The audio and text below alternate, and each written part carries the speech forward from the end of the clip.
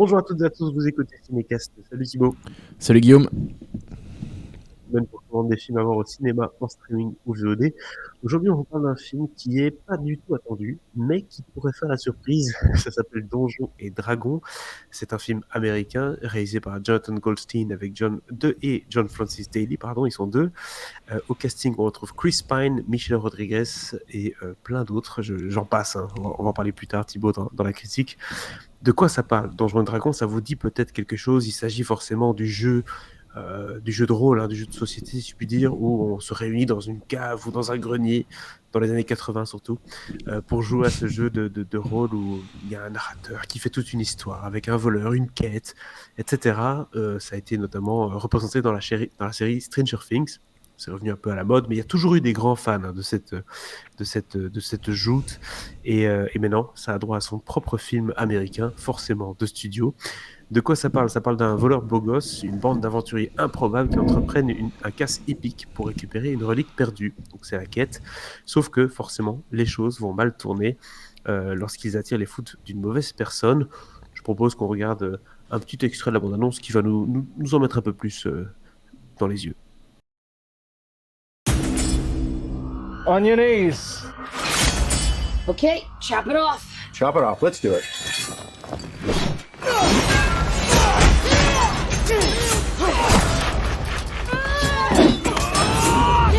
Oh, we got him now! You know what? I'm thinking there are probably sharper stairs somewhere else.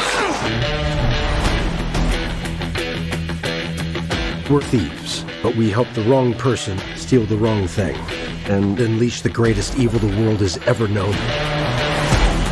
The Red Wizards created an army of the undead.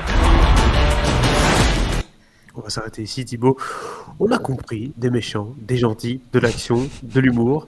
Chris Pine, qui est sans doute le mec le moins charismatique de la planète. Oh, t'exagères, allez.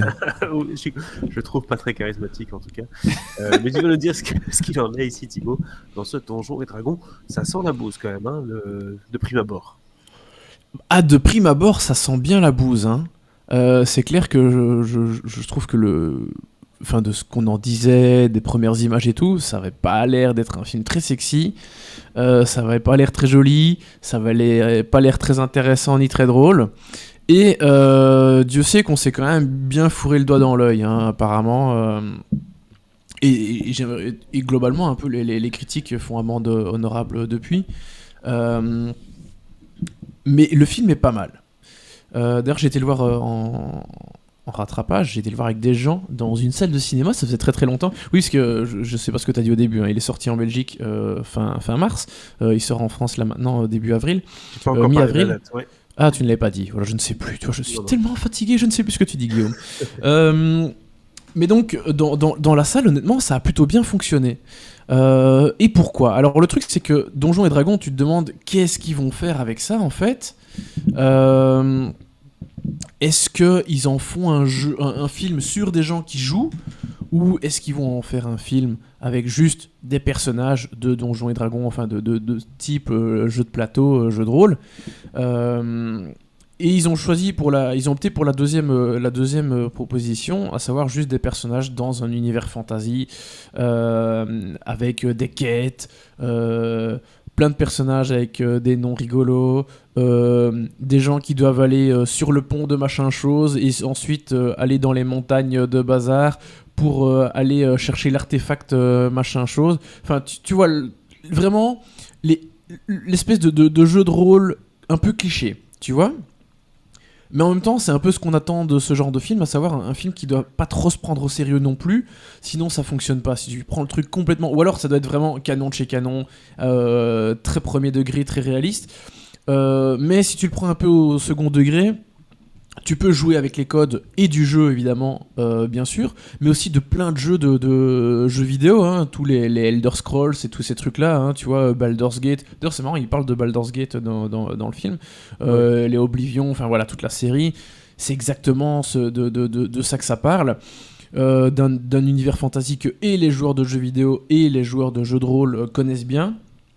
Et comme le film utilise bien tous ces codes, Donc tout ce que soit dans la nomination des choses, dans les endroits, dans la façon dont l'histoire est racontée. Je dis, ils doivent faire une quête à un endroit pour résoudre une énigme, pour avoir tel objet, pour ensuite réussir à faire la mission leur grande mission. Tout ça, ça fonctionne assez bien. Ça fonctionne bien aussi parce que les personnages sont plutôt attachants. Moi, je suis plutôt client de Chris Pine. Quand il choisit bien ses films, c'est plutôt pas mal. Bon, parfois, il faut des choix un peu moins bons. Mais globalement, je le trouve plutôt sympathique. Dans les Star Trek, bien sûr. Bon, le Jack Ryan de Kenneth Branagh, c'est pas une grande réussite. Mais, mais Chris Pine est plutôt pas mal.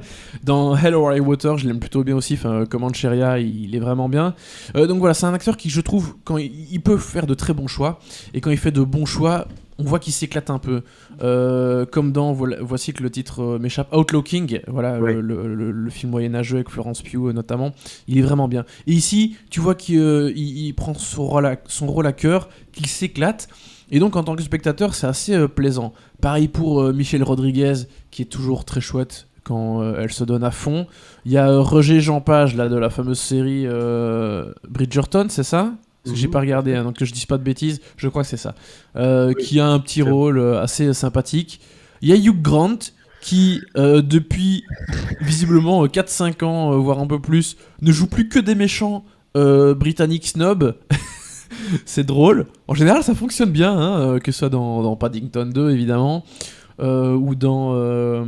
là, chez The Gentleman. oui, voilà, c'est ça, Ritchie. dans les films de Guy Ritchie, merci, je tombe plus sur son nom, plus récemment. Donc voilà, il a l'air de s'éclater à faire jouer ce type de personnage. Ici, c'est un peu dans le même style et ça fonctionne bien. Donc voilà, Hugh Grant m'a plutôt plu, et le casting dans son ensemble m'a plutôt plu, hein. Justice Smith, Sophia Lillis, Chloé Coleman, bref, il y a vraiment des chouettes rôles. J'ai une question quand même, forcément, ce genre de jeu de rôle-là, ce qui est intéressant, c'est la variation des personnages, les personnages haut en couleur. Donc ça, est-ce que déjà, chaque personnage est haut en couleur et intéressant? C'est la première Oui, question. bah oui, et ça commence bien au niveau de l'écriture, parce qu'en fait on découvre les personnages de Chris Pine, enfin incarnés par Chris Pine et Michelle Rodriguez, qui sont dans une prison et qui doivent essayer de s'en sortir, et qui ils font traîner le truc. En fait, ils doivent passer devant une espèce de cour qui va décider s'ils ils seront libérés anticipativement ou pas. Et ils essaient de faire traîner le truc, et tu vois directement que l'alchimie entre les deux personnages fonctionne bien. Il y en a un qui est un peu plus terre à terre, premier. Tu vois que c'est un lead en fait, le personnage de Michelle Rodriguez, et l'autre qui est un leader, mais un leader un peu plus rigolo, un peu plus. Il a des idées, il a des plans, mais tu sais jamais trop si ça va marcher ou pas. D'ailleurs, lui-même en sait trop rien. Donc c'est un peu au petit bonheur la chance.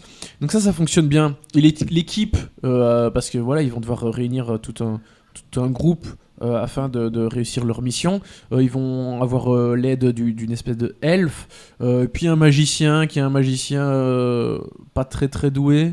Bref, globalement une équipe de bras cassés, avec des qualités bien sûr, mais ce sont des héros qui sont pas des super héros non plus, hein. Tu vois que ce sont des gens qui ont des faiblesses. Et donc forcément ça les rend attachants parce qu'ils peuvent pas réussir à chaque fois.